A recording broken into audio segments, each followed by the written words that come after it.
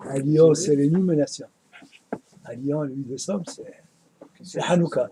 Moi, je ne sais pas ce que c'est le 8 décembre à Lyon. Je sais qu'aujourd'hui, c'est l'anniversaire de mon frère et puis je souhaite un très bel Ah, anniversaire. Mazat, Ça, je sais, le 8 décembre. 120 ans. Amen, Aminel, Boker Tov. Amikotom. On est aujourd'hui lundi 16, non, 8 du mois de décembre et le 16 du mois de Kislev. Ezrat Hashem, on s'approche de Hanouka à grande vitesse. Alors, aujourd'hui, exceptionnellement, on va changer les jours. On va faire Parachat la semaine le lundi alors que c'était à la Chot et le mercredi, on aurait dû faire Parachat la semaine. On fera Blin et Der à la Chot. On continuera sur les lois de Shabbat Kodesh, puisque la Géoula doit venir par Shabbat. Ezrat Hashem, Niskelezé. Alors, sans plus tarder, on parle un petit peu de Rabbeinu toujours le matin. C'est l'épice du matin. Et on est arrivé dans le Bitachon. Tiens donc, Bitachon, il fait. Celui qui a du vrai bitachon, celui qui ne croit pas en Dieu, mais celui qui a mis toute sa confiance en Dieu, qui sait qu'il tient la main à papa et que rien ne peut faire peur à papa, il sait très bien qu'il est en bonne sécurité, rien au monde ne peut lui faire peur, aucune épreuve ne peut le déstabiliser. Allez, bitachon ba shalom, et comme on le sait, par le biais du bitachon, le shalom s'installe partout. Dans le couple, dans l'éducation, dans la réussite financière et dans tout ce qui va. Le bitachon baliédé, irat shamaim. Mais comment est-ce qu'on a du bitachon, nous dira Benou? Par la crainte du ciel. Si tu crains Hachem automatiquement, la vraie crainte du ciel, elle vient engendrer, je dis bien engendrer le bitachon, pas le contraire. Ça, c'était la première chose. Qu'est-ce qu'on a vu ce matin comme halachot? Qu'on pouvait aussi, oui, alors une personne qui n'aurait pas d'argent, si c'était que pour acheter que très peu d'huile, pour allumer une seule bougie, celle du jour concernée par la Hanouka, et le reste, est-ce qu'il pourrait, oui ou non, les allumer avec les bougies en shahava, comme on dit shahava, en cire? Oui, il pourrait le faire selon Rav Ovadia Yosef. Malgré tout, il pourrait le mettre en pratique. Par rapport à ça, la deuxième chose, on a vu qu'à part l'huile d'olive, il y avait de l'huile de soum-soum. Le soum-soum, c'est du sésame. Tant qu'on utilise des huiles qui sont le plus pures possible, elles ont toujours la priorité sur les autres huiles. Mais bien entendu, en tête de liste, on parlera de l'huile d'olive. Alors, parachat la semaine, Bezrat Hashem, on va essayer de voir ensemble plusieurs nekudot, parce que c'est une paracha extrêmement riche et très d'actualité, même si on voit que cette paracha-là est une paracha à aspect positif et négatif. Aspect positif parce que on nous parle beaucoup de la fin des temps, on nous parle beaucoup de la signification des rêves. Hein. C'est une paracha qui est très plongée dans les rêves. On nous parle aussi des malheurs de Yaakov Avinu par la perte de Yosef, où il ne se remettra pas, la vente des frères, et là c'est le côté négatif, avec bizarrement la ishtatfut d'Akadosh Baruch Hu, c'est-à-dire la participation de Dieu pour la vente de Yosef, la décision d'envoyer Yosef dans un trou, puis Yehuda qui descend de ses frères pour faire venir le Melech HaMashiach par Zerach et Peretz, qui naîtront de Tamar, tout un micmac comme ça très bizarre, tout est mélangé, bien entendu, il faudra beaucoup de shiurim pour pouvoir faire un peu d'éclaircissement sur tout cela. Alors sans plus tarder, Parashat Vayeshev, les sages nous disent la chose suivante, on dit les sages, c'est le premier, c'est Rashi, Vayeshev Yaakov Be'eretz Migurei Aviv Be'eretz Kena'an, il s'assoit, il retourne vers la terre de ses pères, Be'eretz Kena'an. De là, on apprend que Yesh Mizvat Yeshuv Eretz Israël, selon le Ramban, pas le Rambam, le Ramban. Yeshev Yaakov Eretz Migurei Aviv, revient sur la terre de tes ancêtres. Yeshev Mizvat Yeshuv Eretz Israël. C'est pour ça d'ailleurs que tous les endroits où les Hébreux se sont installés depuis le Kam Hamdina, depuis la création de l'État d'Israël, s'appellent des Yeshuvim, Yeshev Yaakov. Et on a vu là-bas, comme le dit Rashi, Achar Shekatav Lecha Yeshuvei Taldot Vechule Vechule Bikashta Shevet Beshalva. Tu as voulu t'asseoir après l'histoire de comment dire, de Esav. Ouais, alors une fois que tu as passé Esav, tu as voulu t'asseoir en disant maintenant c'est où j'ai passé toutes les épreuves, m'aspique.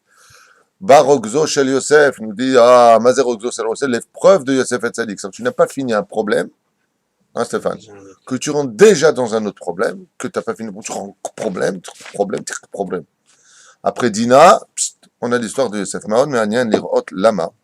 Alors j'ai deux façons de faire les choses. Ou je vous lis les psukim et je vous les traduis selon tous les livres qui me viendront dans l'esprit, ou je vais suivre un cave, celui du Oroch Hama, et ensemble, on va se régaler aussi parce que l'Oroch Hama c'est quand même un chef-d'œuvre, je vous le dis, écrit par les Chachamim de...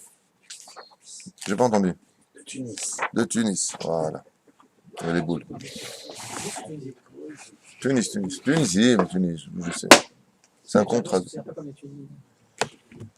Alors regardez ce qu'il nous délivre ici, c'est magnifique. Ouvrez bien grand vos oreilles parce que vous allez comprendre que la justice d'Hachem, elle est que Rahmanout. Il n'y a que de la pitié dans Hachem, même quand les épreuves sont aussi délicates que de perdre un enfant ou de même pas savoir où est cet enfant.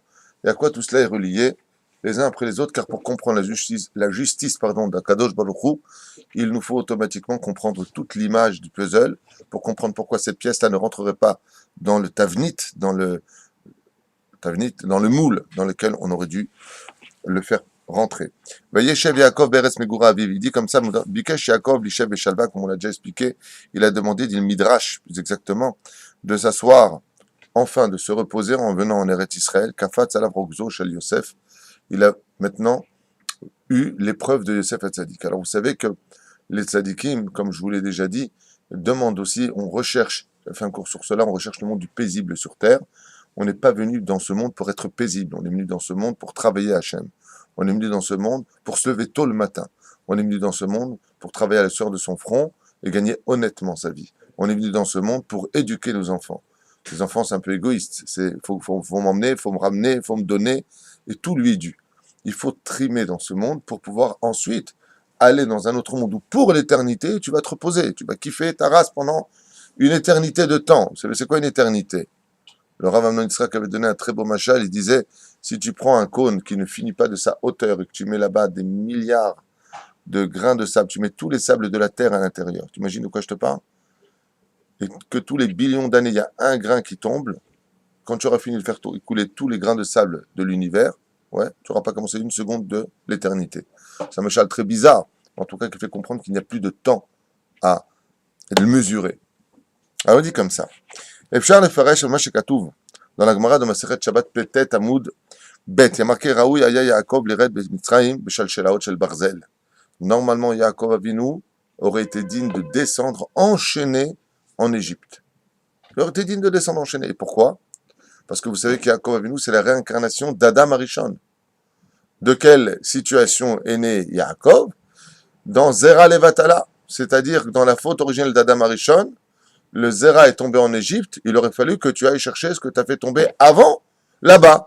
Donc, comment tu vas y aller? En réalité, si Yaakov doit descendre en Égypte, c'est pour réparer une bêtise qui avait été faite avant. Donc, normalement, tu aurais été digne. Seulement, dans ce Gilgoul-là, en tant que Yaakov, il s'est tellement bien comporté, tellement de sadique, qu'il va falloir trouver un appât pour le faire descendre dans le kavod, les honneurs, la musique et tout ce qui ira avec, accueilli par Pharaon lui-même. Ah ben le Midrash nous dit normalement, comment tu aurais dû descendre? Ouais. Imaginez quelqu'un à la maison vous casse tout. Il te dit, mais ça, te casse pas, c'est bon, je vais te ramasser tout ça. Qu'est-ce que tu lui réponds? Bah, heureusement que tu vas ramasser.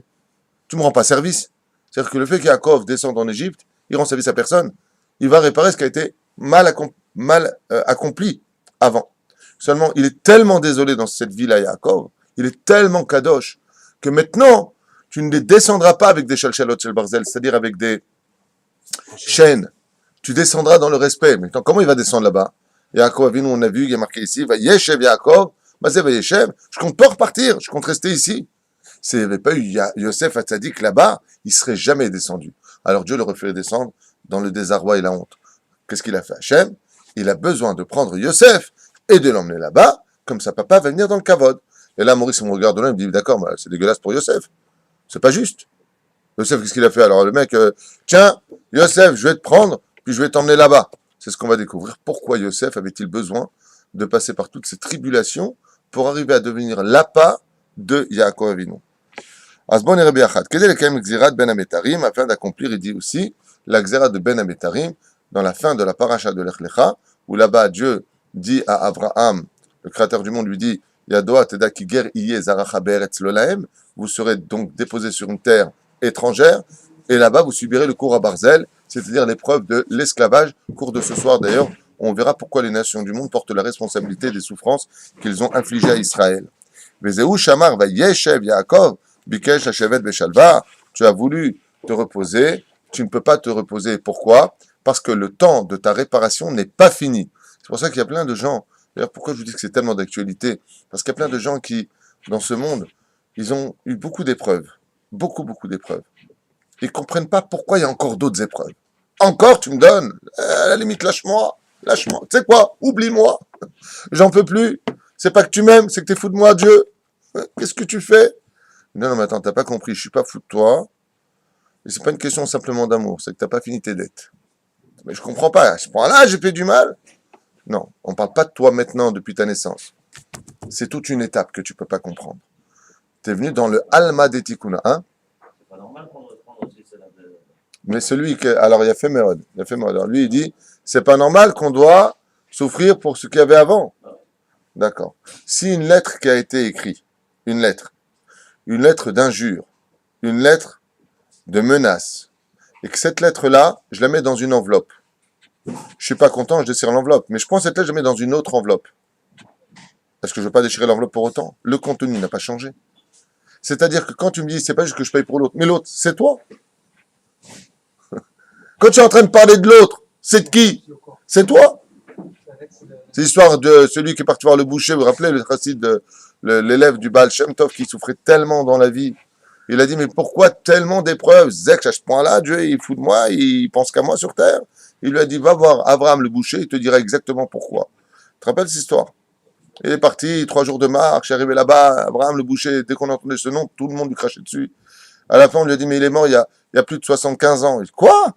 Il est parti sur sa tombe, il voit là-bas un homme détesté de tout le monde, qui était mort depuis 75 ans, il va voir le Baal Shem Tov, il lui dit, mais je comprends pas que votre arabe, je vous dis que je souffre, j'ai 30 ans, vous m'envoyez chez un homme qui est mort il y a 75 ans, que personne ne pouvait piffrer, à ce qui paraît, c'était un collaborateur, il vendait les juifs au tsar, il faisait du mal, une ordure pareille, pourquoi vous m'envoyez chez lui? En plus, il est mort, qu'est-ce que vous voulez qu'il me dise?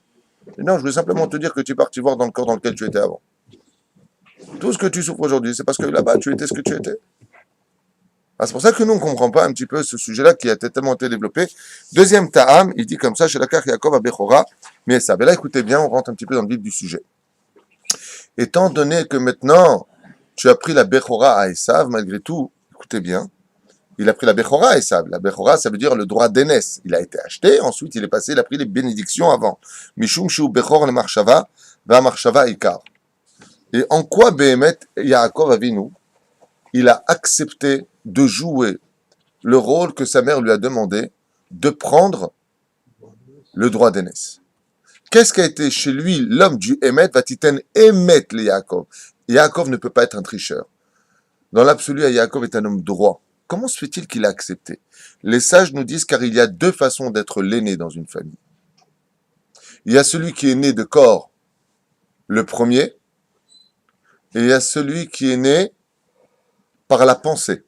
C'est le plus intelligent, c'est le plus instruit. Par exemple, au niveau des initiatives, dans les 12 tribus, qui est l'aîné? Dans le domaine des initiatives, celui qui va être le roi de ses frères. C'est le combien? C'est le 4e. Ben pourquoi c'est pas l'aîné? Parce qu'au niveau des pensées, c'est celui qui prend les bonnes décisions. C'est celui qui dit ce qu'il faut faire. Ben, c'est l'aîné? Non, c'est lui. Au niveau du service divin, celui qui va servir au Beth Amikdash, c'est qui? C'est le 3e, c'est Lévi. Et pourquoi? Parce que Lévi est plus approprié. C'est la pensée qui compte. Je vous donne un exemple vis-à-vis des enfants. Un homme a une très grande société. Son aîné, c'est un âne batté. Son cadet, c'est quelqu'un de très intelligent qui comprend parfaitement ce que attend son père de lui et qui sait parfaitement prendre les bonnes décisions. Qui va mettre à la société? L'aîné ou le cadet? Le cadet, on ne va pas selon ce genre de situation. C'est pas parce que tu es l'aîné que... Alors l'aîné, bien entendu, la halakha nous dira qu'il prendrait une double part pour l'héritage. L'aîné a droit à une double part d'héritage. Certes, aval, en tant qu'héritier, on voit ici que l'héritier réel d'une personne, c'est pas parce que tu es l'aîné que tu seras mon héritier. C'est parce que tu es le plus capable que tu deviendras mon héritier. Ouais, Jacob, il avait besoin de voler, entre guillemets, à ce moment-là. À partir du moment où, de facto, il était plus évolué que ça. Il n'y a pas ici besoin de voler. Oui, mais C'est que si on parle de Bechora, regarde ce que disent les sages. Il y a 2 façons d'être Bechor. Il y a celui qui est né physiquement le premier et celui qui a la marchava la plus érudite, la plus proche de son père. Sur ce, la marchava, on vient de voir dans les exemples qu'on a donnés, on pourrait faire passer un cadet avant un Bechor par rapport à ses capacités. Et c'est ce qu'il dit. Regarde bien les mots. Toi qui comprends l'hébreu. Atam, chez la Kachakor Bechora, mais sav, mishum, shu, Bechor, la marchava, va marchava ikar. Alors, bien entendu, ici, il y a 2 facettes. La première, c'est le côté de la maturité de l'esprit. Et la deuxième, c'est que Yaakov et Rivka, quand ils ont fait un enfant, vous savez que quand on fait un enfant, l'âme qui est apportée vient par rapport à l'esprit du couple pendant l'action, pendant l'union.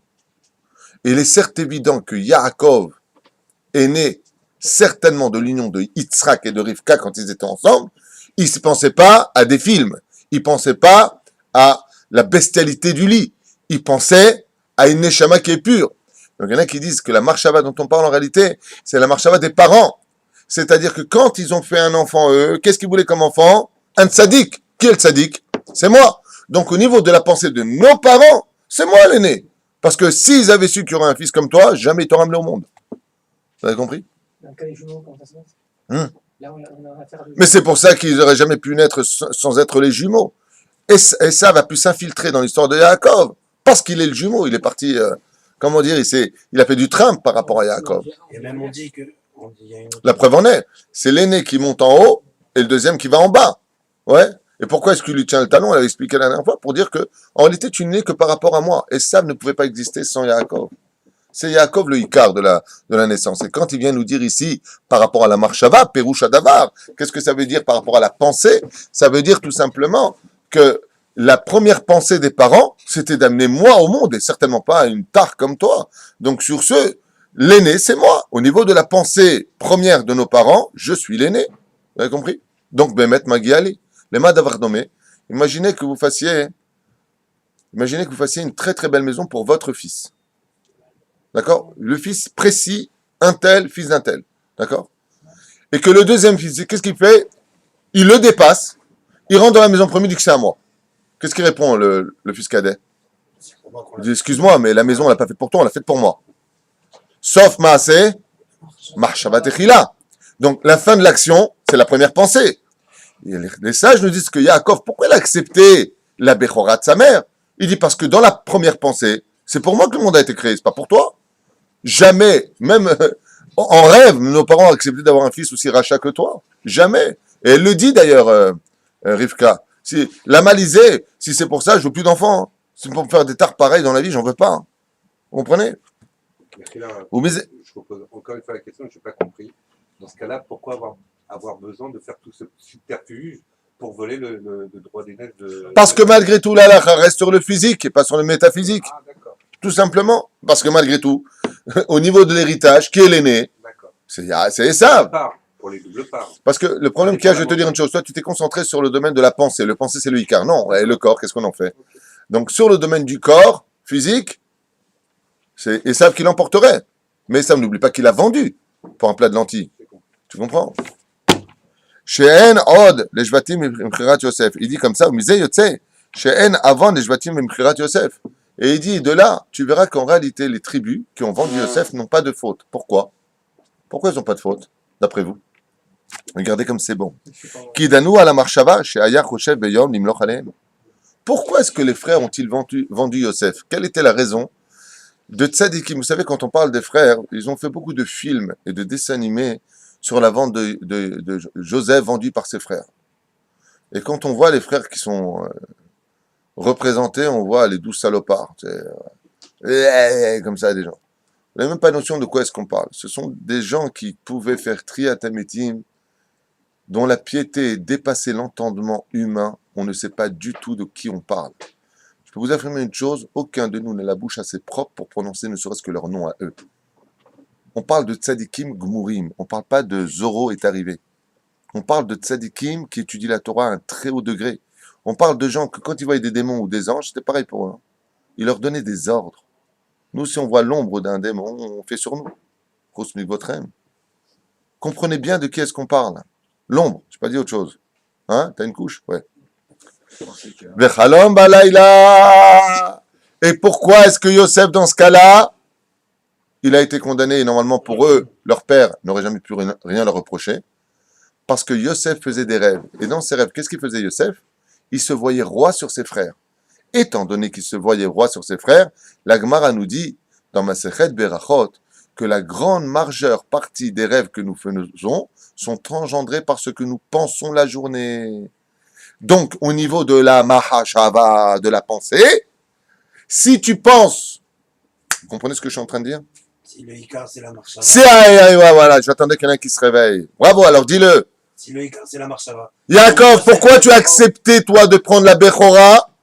Parce qu'à ton niveau, tu estimais que la pensée était plus élevée que le physique. Donc je n'ai pas besoin de mettre en pratique ce que j'ai pensé pour me permettre de passer devant mon frère et de lui prendre ce qui m'est dû. De la même façon, si toi, Yosef, tu fais des rêves et que ces rêves sont engendrés à 90% par la pensée de la journée, et que toi, tu te prends maintenant pour le roi d'Israël, automatiquement, on aura le droit de te condamner pour ta pensée. Et pourquoi dans ce cas-là, il sera chayav mita? Vous avez compris le parallèle entre Yaakov et les frères? Les frères ont posé la question à Yaakov. Papa, comment se fait-il que toi qui sois si émet, qui n'ait jamais volé qui que ce soit dans ta vie, même pas arnaqué, même pas une parole, jamais un mensonge, comment se fait-il que tu sois passé? Il a dit parce que la marche Shabbat, c'est le Icar. Quand il vient Yosef maintenant qui raconte ses rêves, il dit attends, papa nous a dit que c'est le Icar, mais tes rêves viennent de quoi? De la pensée. Mais tes pensées donc automatiquement prennent forme dans le monde de la vie. Alors tu es chayav mita, on doit te tuer. Pourquoi d'après vous il est chayav mita? Alpi alacha, si le raisonnement des frères, vous l'avez suivi, Behemet, il est chayav mita. Et en quoi Maurice il est chayav mita, Yosef? C'est tellement simple. Par manque de respect pour son aîné. Mais non, réfléchissez. Amalor, Timloch, Aleinu, tu vas être roi, toi. Vous savez que à Hanouka, les Hashmonaïm, quand ils ont gagné la victoire, Baruch Hashem, grâce à Dieu, contre les Yévanim, contre les Grecs, pendant 2 siècles, ils ont pris la royauté. Il n'y a plus de Hashmonaïm sur terre. Dieu les a tous exterminés. Pourquoi? Ils n'ont pas mis Dieu devant eux, c'est-à-dire quand ils vont. Non, réfléchissez un petit peu, je vous en prie. Les Hashmonaïm, ceux qui étaient au Beth Amikdash et Kohanim, nous, depuis quand un Kohen est roi d'Israël? Depuis quand Yosef, qui n'est pas de la tribu de Yehuda, Yehuda c'est le roi. Et donc toi Yosef, tu n'es pas le roi. Donc si tu penses au niveau de ta pensée que tu vas être roi sur nous, ça s'appelle Alfi Halacha, dans la Halacha, Mored ve Malchut. Donc Chayav Mita. Ça s'appelle, je traduis pour ceux qui n'ont pas compris, c'est évident. Ça veut dire que toi qui n'es pas de la descendance de Yehuda, ou seule la descendance de Yehuda peut être roi d'Israël, si toi, Yosef Hatzadik, tu te rêves roi d'Israël, c'est que donc ta pensée prenant forme dans ce monde selon la pensée, l'opinion de Yaakov Avinu qui dit que c'est la pensée qui était le principal, eh bien automatiquement ta pensée prenant forme, et toi qui fais des rêves qui viennent de ta pensée, c'est que tu veux prendre la place de Yehuda. Et celui qui veut prendre la place de Yehuda, il est Chayav Mita. Ça s'appelle Mored Bemalchut. Ça veut dire, tu viens de trahir la couronne d'Israël. Donc les frères maintenant, c'est des tzadikim ou pas? Excuse-moi, par rapport à ce que vous l'avez dit, il y a la pensée. Qu'est-ce qu'on fait d'un homme qui veut prendre la place du roi? Il n'est pas de la tribu de Yehuda, qu'est-ce qu'on fait? Qu'est-ce qu'il a fait Dieu des Hashmonaïm qui ont pris la place du roi? Tous exterminés. Donc les frères, ils disaient, oh, mon frère, arrête de penser, tu commences à nous chauffer. Pourquoi tu commences à nous chauffer? Vous avez remarqué qu'il y a marqué au début, d'accord, que les frères l'ont détesté. Premier rêve. Et après, deuxième rêve, qu'est-ce qui est marqué? Vaikanu oto echav. Et ils l'ont jalousé. Pourquoi? La Gemara nous dit, fais très attention. Quand une personne fait plusieurs fois le même rêve, C'est qui va se réaliser. c'est qu'il va se réaliser. Ah. C'est pour ça que Yaakov Shamar est à d'abord. Voilà pourquoi il a rêvé. Parce que le rêve se répète. Et étant donné qu'il se répète, les frères, ils ont dit, toi, tu vas faire attention. La première fois, qu'est-ce qu'on a dit? Ah, Halmochav Yedaberouter. Sam, tu parles. Tu viens nous dire que tu as encore rêvé de ce rêve? Alors ça veut vraiment dire que tu y tiens. Tu veux prendre la place de Yehuda. Et c'est pour ça que Yehuda va proposer de le mettre à mort. Il dit, oh, il y a dans les cieux des conditions qui ont été placées. Le roi, c'est moi. C'est pas toi. Et Yosef va dire, attends, c'est toi, c'est pas moi, Parashat Baïgash, on verra, Baïgash et la Yehuda, les Sophitivot, ça fait Shin, Vav, He, Shavé. Toi, tu dis que t'es roi, mais moi aussi je suis un roi. Yosef, c'est le roi caché de l'histoire, c'est Machar Ben Yosef. C'est le roi caché de l'histoire, mais il doit mourir pour laisser la place au roi David. Il ne peut pas avoir 2 rois, donc il y en a un qui doit s'effacer. Mais ce que c'est pas Yehuda, c'est qu'en réalité, Yosef a une partie de la royauté en lui. Et c'est pour cela que les descendants de Rachel aussi ont une particularité. Le roi Shaoul, qui n'est pas de la tribu d'Yehuda, comment se fait-il qu'il a été élu par Dieu par l'intermédiaire du prophète Samuel? Parce qu'il est le descendant de Binyamin, frère de Yosef. C'est-à-dire qu'il y a un semblant d'un deuxième Mashiach, d'un deuxième roi dans le peuple d'Israël. Il y a le roi annonciateur du roi fondateur. Il lui a donné. Pas de rapport. Il y a le roi annonciateur, c'est le roi Shaoul, qui vient annoncer que la Malchoute vient de s'installer en Israël. Et aujourd'hui, vous savez que selon le Metsuda David dans l'île de Shwabinoun, les Ashkenazim seraient des descendants de Binyamin. Vous le savez, ça. Alors, je répète. Je ne sais pas si vous comprenez ce que je veux dire. J'espère que vous allez enfin comprendre. Regardez comme elle est belle, la Torah. Il y a le roi annonciateur qui vient annoncer la venue du roi fondateur, celui qui va faire revenir à Tara et Yoshna. Donc, si le Metsuda David nous dit que les Ashkenazim, nos frères Ashkenaz sont descendants de la tribu de Benjamin, de Binyamin, Mashiach Ben Youssef. donc ça veut dire que depuis 1948, qui est au pouvoir du peuple d'Israël? Il y a Femel, les mondes Ashkenaz. Tous sont Ashkenaz. Tous descendants de Binyamin, comme le roi Shaoul avant. Donc ce sont les annonciateurs de la venue du...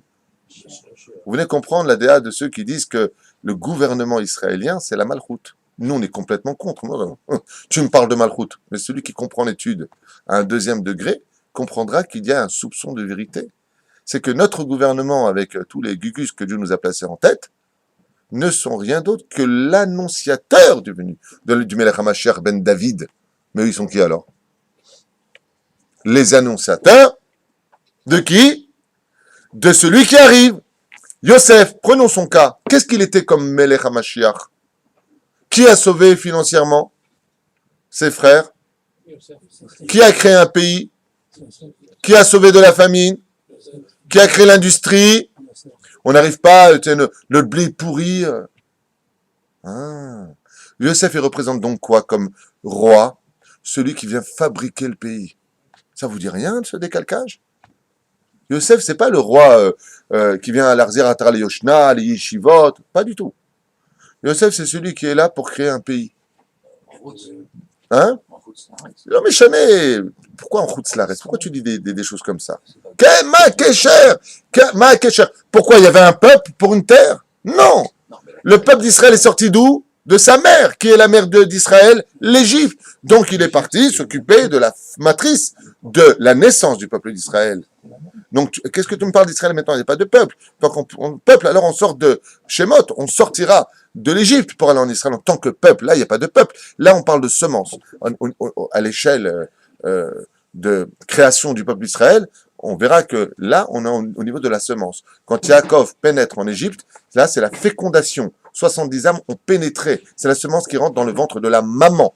Ensuite, il y a le temps de fécondation, c'est-à-dire les 210 ans prescrits là-bas. Et ensuite, il y a l'accouchement. Ouais. Et quand un enfant est né, il passe dans l'eau. C'est la mer Rouge. Une fois qu'on arrive de l'autre côté, il faut nettoyer l'enfant. C'est la manne. Et le puits de Myriam. Et une fois que c'est prêt, on l'emmène au Talmud Torah. C'est le don de la Torah. Réveillez-vous un petit peu. C'est un processus tellement connu. Ok?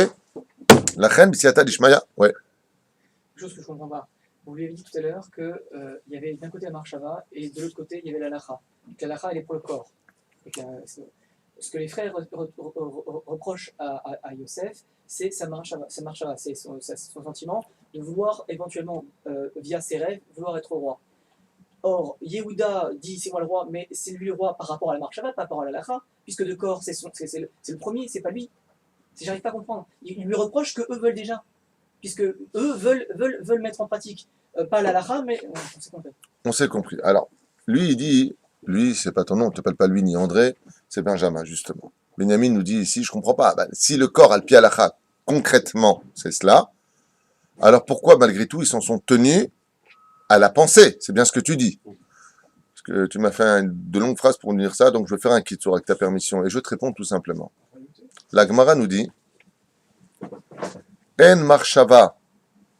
Et ta question est judicieuse et importante pour nous, parce qu'elle rejoint un petit peu ce que tu nous as dit aussi. En marshava ra'a mitztarefet le maaseh. Une mauvaise pensée, tant qu'elle n'est pas mise en action, sauf pour la avodah zara, pour le culte étranger, pour l'idolâtrie, n'est pas considérée comme étant condamnable. On est d'accord? Eh bien, tu viens de mettre dans ta question le point sur lequel pourquoi les frères vont se réincarner et payer leur faute. Et donc, quelle est la faute? Si tu as une bonne réponse à me donner après avoir bien réfléchi de ce que je viens de te dire. Comme c'était qu'une pensée. Ah, laisse tomber. je répète, si dans l'absolu la Gemara nous dit, comme il vient de le dire Benjamin, mais je comprends pas, même aujourd'hui dans la Gemara, c'est marqué noir sur blanc, qu'un homme, par exemple, qui a des mauvaises pensées, mais il va pas le faire, c'est pas considéré comme une faute. Ils ont mal pensé. Ça veut dire Donc qu'ils ils mal ont- interprété, ils ont mal interprété. Non, dis le mot. C'est parce que c'est là qu'est toute leur condamnation. Ils ont mal jugé. Oui, donc ils l'ont jugé. Mal. Les Chova. Oh, punaise, qu'est-ce que vous avez du mal à le dire? Parlez hébreu. Almaim Neinshu, c'est juste derrière. Si je tourne la page, là, il le dit en haut. Alors, dans ce cas-là, ta question était juste derrière, Tzadik. Il dit ici, alors dans ce cas-là, pourquoi ils ont été punis? Puisqu'ils ont pris Yaakov. C'est la pensée qui comptait ici. Il dit non. Leur vraie faute, c'est qu'ils ont jugé les Kafrova, alors que dans les cieux, il a été jugé les Kafsrout. Parce que dans les cieux, Akadosh Baruch Hu, lo mitzaref machshava lemaaseh, et dit, là, les frères, ils ont commis une erreur fatale. Et laquelle est-elle? C'est qu'ils auraient dû juger leur frère les Kav Zechut, c'est-à-dire juge ton frère du bon côté, et ils l'ont jugé les Kafrova. Vous venez de mettre le point sur la raison essentielle pour laquelle les frères seront punis. Alors dans ce cas-là, il y a une autre question qui va exploser, que j'ai envie de me poser Igal. De loin depuis tout à l'heure, je vois en train de me dire, attends, je comprends pas. Dans ce cas-là, pourquoi la Shrina se serait-elle mêlée à la vente de Yosef? On comprend plus rien. C'est ce que tu voulais dire, je pense. Il dit, ouais, Jenny et Diwan. Tout simplement parce qu'en réalité, à un deuxième degré, les mauvaises pensées se payent malgré tout. C'est-à-dire que, d'ailleurs, comment s'appelle dans Masechet Zvachim, là-bas on parle des korbanot. Comment s'appelle le korban qu'on apporte pour un homme qui a eu de mauvaises pensées? Hein? Il a fait, rappelle-moi ton prénom, parce que Daniel. Ouais. Il a fait meod, korban ola. Donc, si on apporte un korban pour les mauvaises pensées, c'est que malgré tout, les pensées sont comptées, mais à un degré très élevé. Et quand il s'agit de Yosef Hatzadik, oui, ça a été compté. Aval, est-ce que c'était réellement une mauvaise pensée? Réponse, absolument pas. Yosef Hatzadik n'a pas pensé être roi sur ses frères, il a pensé à rien d'autre que s'effacer. Vous allez voir que dans les textes, si on pouvait un peu avancer, on verra que Yosef a tout fait pour annuler ses rêves, a tout fait pour annuler ses rêves, et ne jamais soumettre ses frères à une prosternation devant lui.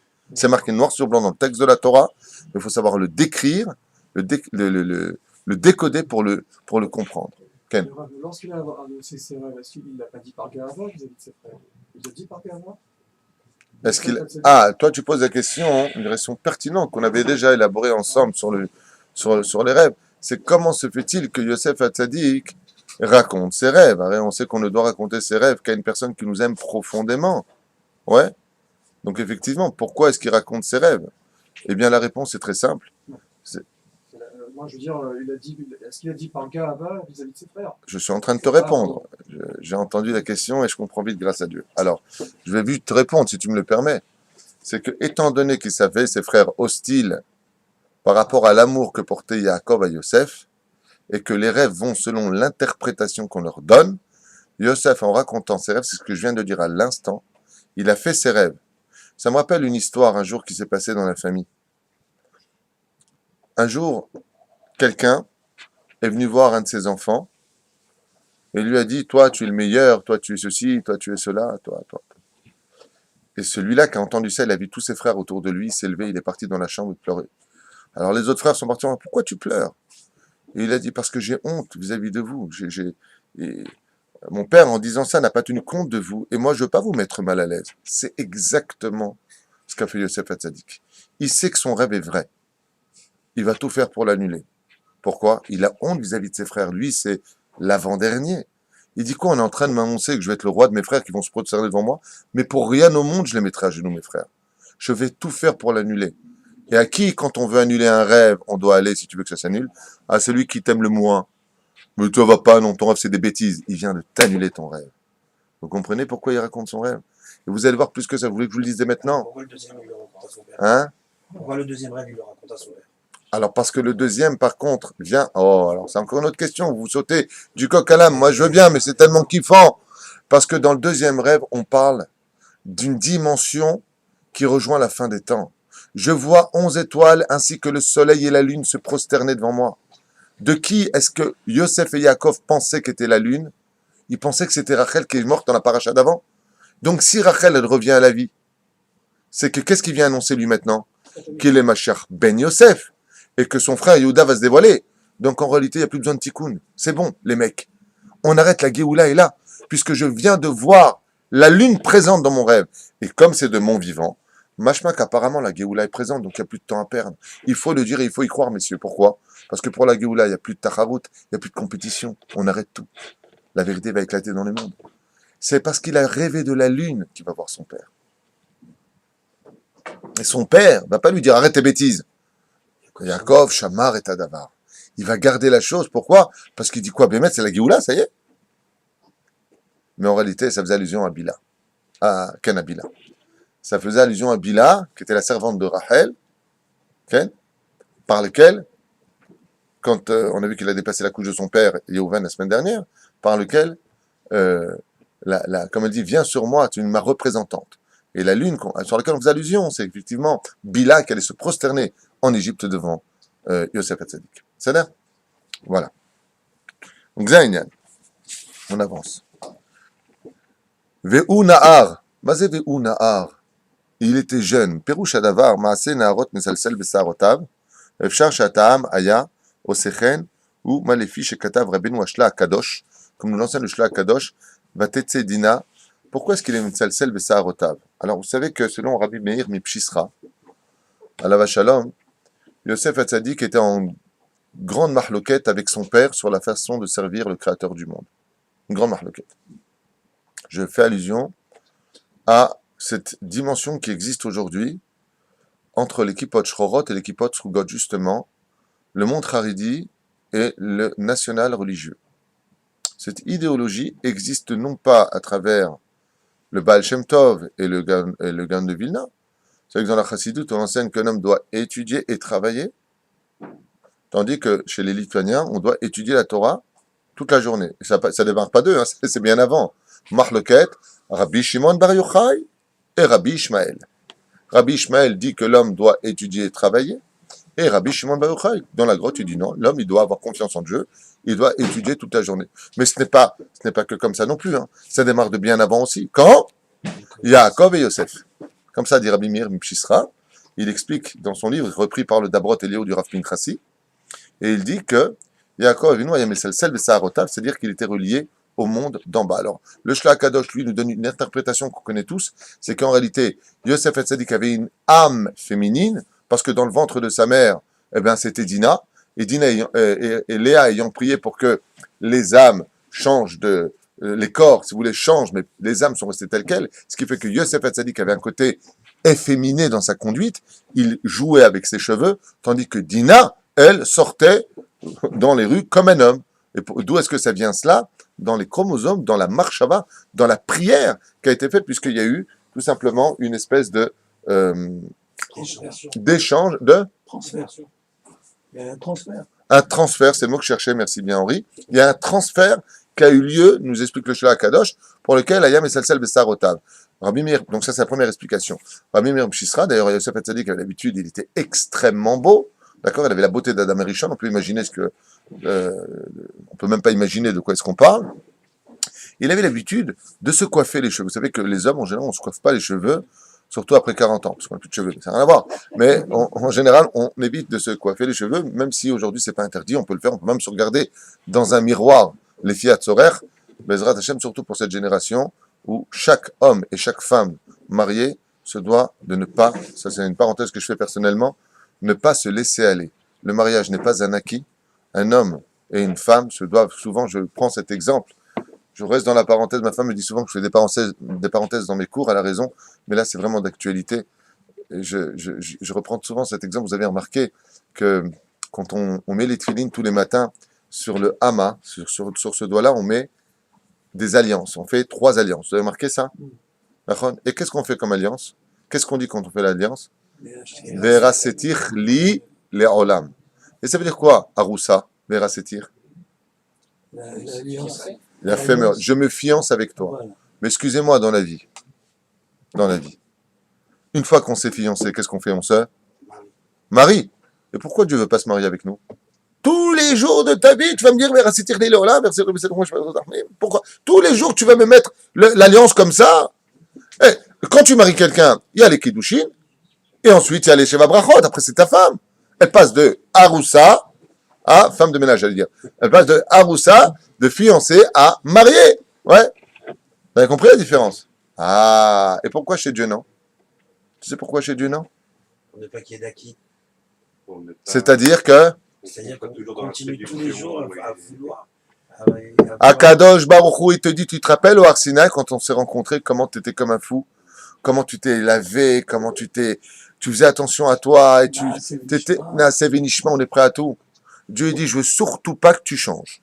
Donc toute ma vie, on va se marier, mais je veux que tu restes toute ma vie le même que quand tu étais fiancé. Verasetir l'île olam. Si tu veux que notre union marche bien, tu te rappelles avant le mariage comment tu étais? Allô?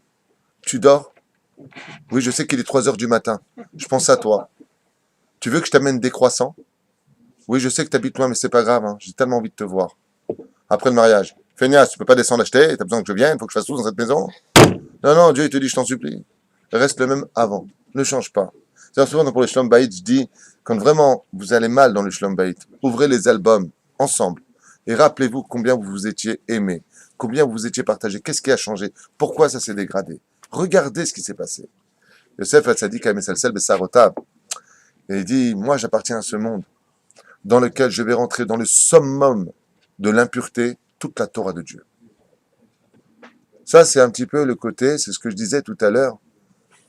Yosef Hatzadik, il n'est pas trop d'accord avec son père qu'il faut étudier la Torah dans les tentes. Côté Bnei Brak, Me'acharim, t'es bien gentil, c'est très bien ce que tu fais, papa, Ishtam Yoshevo Alim, mais moi, c'est pas mon truc. Pourtant, Yaakov, J'ai pas fini. J'ai pas fini. Yaakov Avinu alav shalom, il n'est pas parti de sa volonté. La situation l'a emmené à récupérer des nitzotzot. C'est ce que tu voulais dire. Yosef Hatzadik, lui, c'est une volonté. Yosef Hatzadik, c'est l'homme qui va étudier la Torah, mais qui va rentrer dans le monde de l'impureté pour le rendre pur. C'est l'homme qui va dire à son père, tu vois, par exemple, papa, toi, tu te coiffes jamais. Moi, je vais me coiffer parce que même mes cheveux, je veux mettre de la gdoucha dedans. Moi, je vais être beau, mais uniquement pour Hachem. Moi, je vais rentrer dans la Touma, mais uniquement pour Hachem. Moi, je vais aller en Égypte, ok? Et j'aurai pas peur. Je vais servir un goy, j'ai pas peur. Pourquoi? Je resterai toujours Yosef Hatzadik. On va m'accuser d'une chose, je vais être mis à l'épreuve. Comme le disent là-bas les sages. Comment se fait-il qu'il a accepté de rentrer dans la chambre avec la femme mariée de Poutifera, son maître? Comment tu peux faire une chose pareille? Yosef, fuis! Comme souvent je le dis, on ne reprochera jamais à un homme d'avoir pratiqué la onanie, la masturbation, s'il a vu un film X. Pourquoi? Parce que 2 et 2 égale 4. Mais qu'est-ce qu'on pourra lui reprocher? D'avoir été voir. Vous comprenez ce que je pense? Ta faute, elle n'est pas fixée là-dessus. C'est évident que si tu te chauffes, le Satan, il va te brûler. Mais pourquoi tu t'es mis dans cette condition? Sur ça, tu vas payer. Yosef Hatzadik, il se met dans les conditions. Et pourquoi? Il veut montrer à son père qu'il est capable d'aller jusqu'à s'allonger près d'une Goya et de dire, regarde, même là-bas, je reste Yosef Hatzadik. Ça, c'est beaucoup plus grand, vous l'admettrez, que l'homme qui reste dans les tentes en train d'étudier dans son petit univers la Torah. C'est 2 façons de vivre les choses. Est-ce que tu es capable d'aller en université et de rester Yosef Hatzadik? Est-ce que tu es capable de te mélanger aux femmes et de rester Yosef Hatzadik? Et on a vu qu'en fin de compte, ça marche ou pas? Non.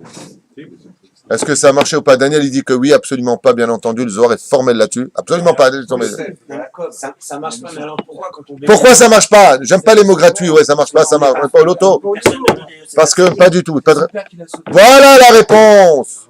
Qui dit Yukno de Yaakov, la Gemara nous le rappelle. Si c'était pas son père, le Haridi, vous savez, le mec dans les temps d'Yeshivot, qui est venu dire, arrête tes bêtises. Il est venu, comme il a vu son père, il s'est refroidi, sinon il allait fauter, nous dit la Gemara, formellement.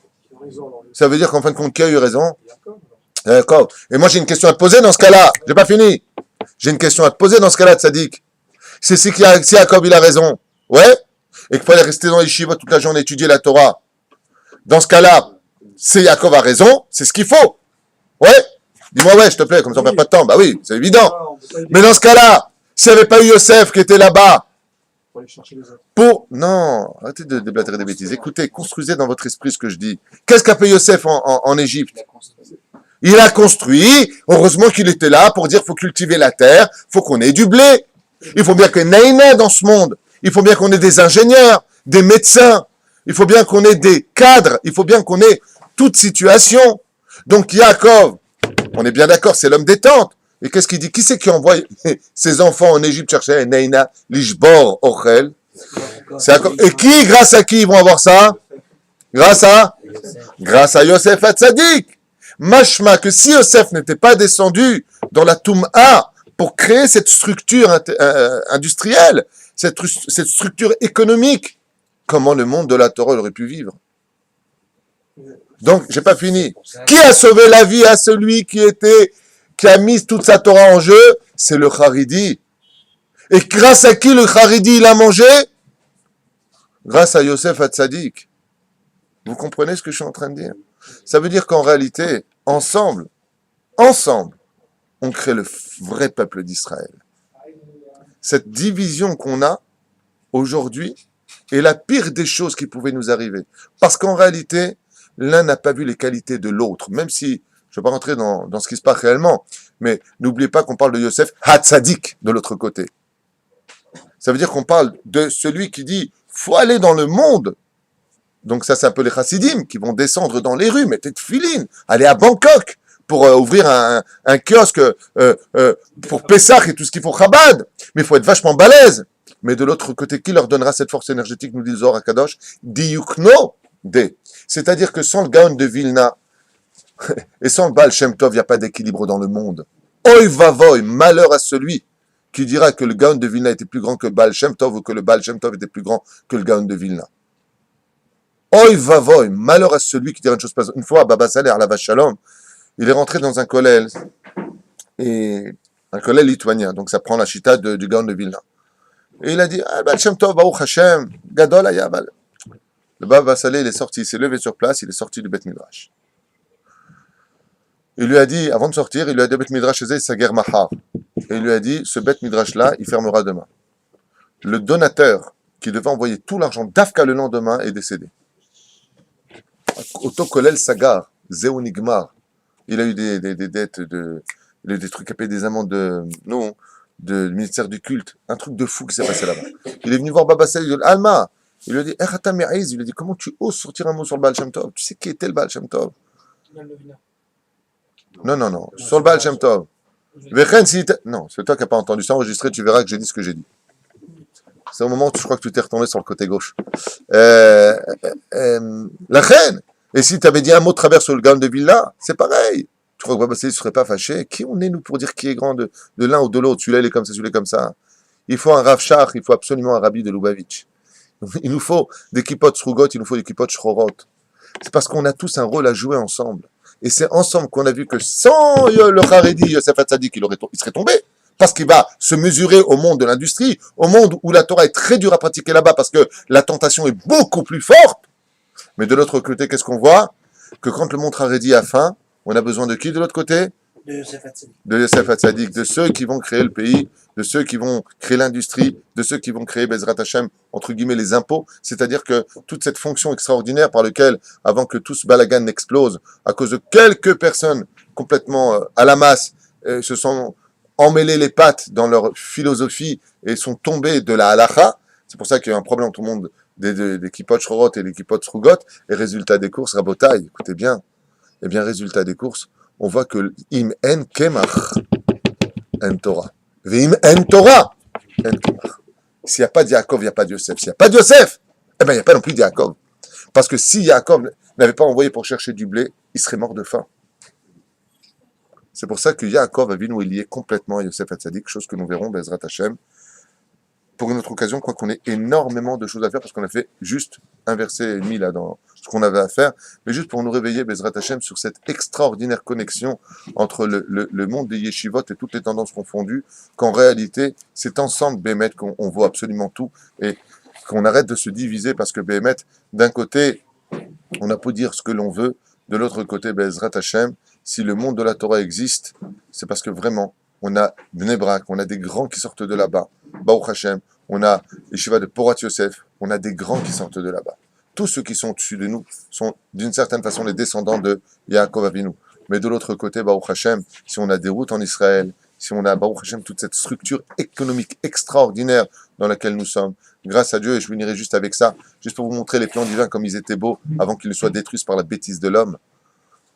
Bien entendu, je ne parle pas de ceux qui ont quitté le monde de la Torah, hein, parce que ce monde-là, du monde de descendre pour mettre la Torah, c'est qu'à une condition. Yosef Hatzadik ne quitte pas la halakha. Mais si tu commences à délirer dans ce domaine et oublier la halakha et danser les uns avec les autres et faire n'importe quoi du pays, alors il est évident que là, Mil Hashem Elai, celui qui est avec Dieu doit choisir aujourd'hui cette situation. Mais juste pour vous dire un petit peu comment la rotation était belle, vous me permettez de vous l'expliquer et de vous laisser. Le monde des yeshivot, l'école Elim, recevait, il y a encore 4 ans de cela, 5 ans, presque 900 shekels par mois du culte de la